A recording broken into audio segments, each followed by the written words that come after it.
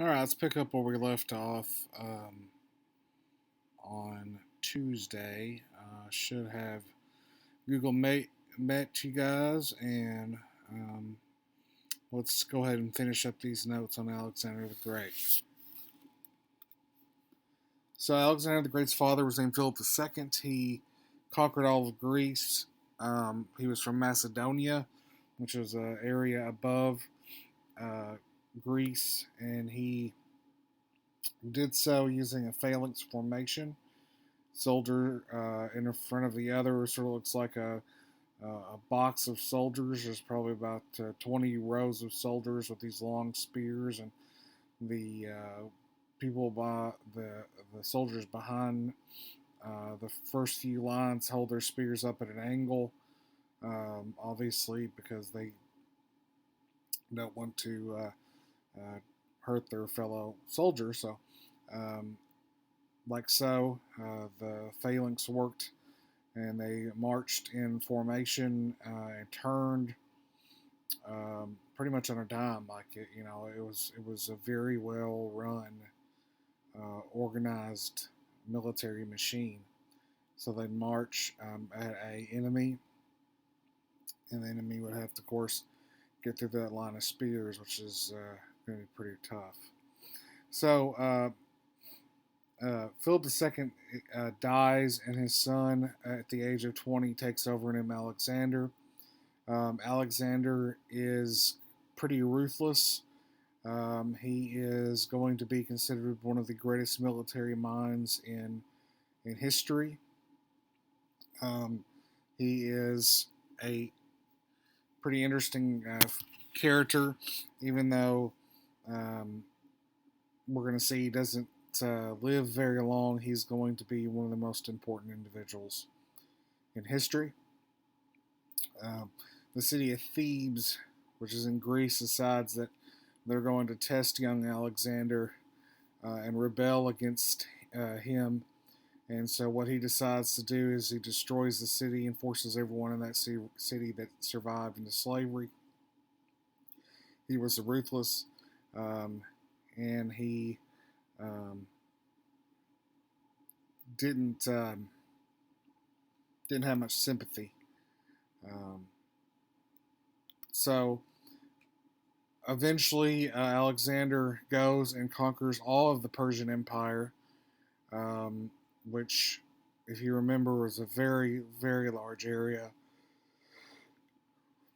The major battle um, that he conquers the Persian Empire is called Gargamel. It's just a little extra piece of information, but he conquers all the Persian Empire. He continues. He goes on into India and conquers into India. And most people believe that, and he also conquered Egypt. But most people believe that if his men would have not have been exhausted from being at war for 10 plus years, that he would have gone on and conquered the rest of India and probably conquered all of China. So, um, pretty unbelievable. He never lost a battle. He was militarily just so strong. And an interesting story about Alexander was the story of the city of the Gordian knot. So Gordia was a city or an area, and the legend was that there was this knot in Gordia, and that whoever could untie this big knot was going to be king of Asia. So Alexander, instead of spending time trying to untangle these things, he just takes out his sword and cuts it in half. Quick solution to the problem, one that probably many people didn't think of. So uh, the Gordian knot story is always tied to Alexander. So this is his empire, um, which at the time is the largest, and through the Indus River, if you notice there, into India, all of Greece and Macedonia and Egypt. He made himself Pharaoh of Egypt. The legend is that um, he uh, wanted to be buried like the pharaohs as well.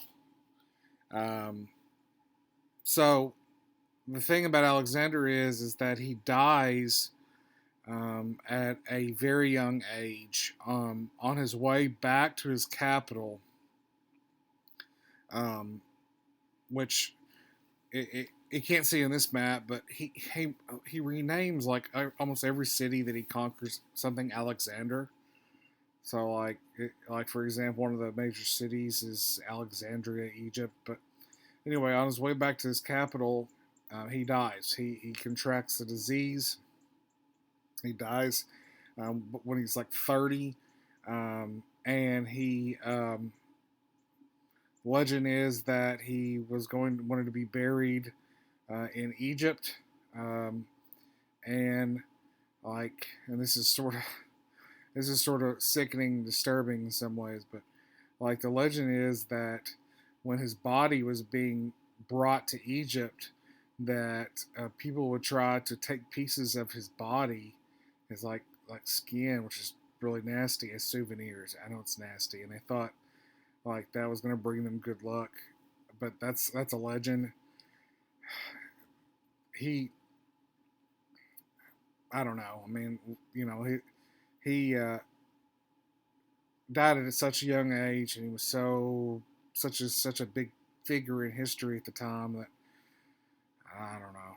I don't think that'd be really gross, personally. Now, even though he did conquer all this land, he never lost a battle, and he was a ruthless leader.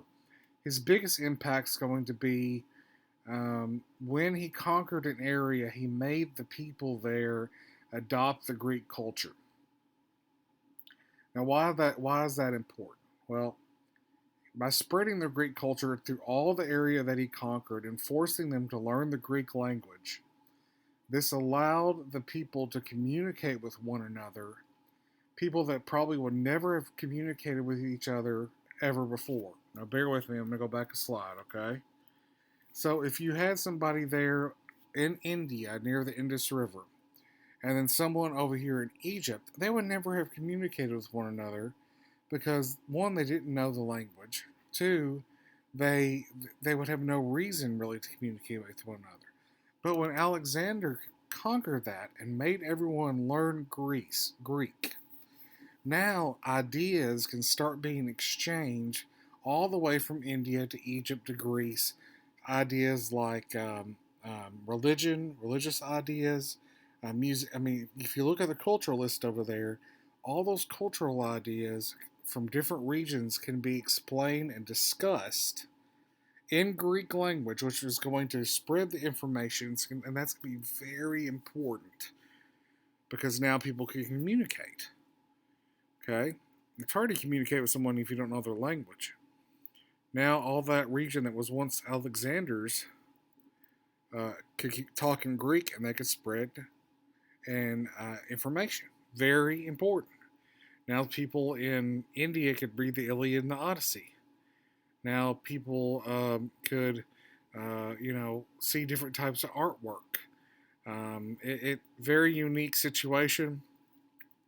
But the word that you need to learn is the word Hellenistic.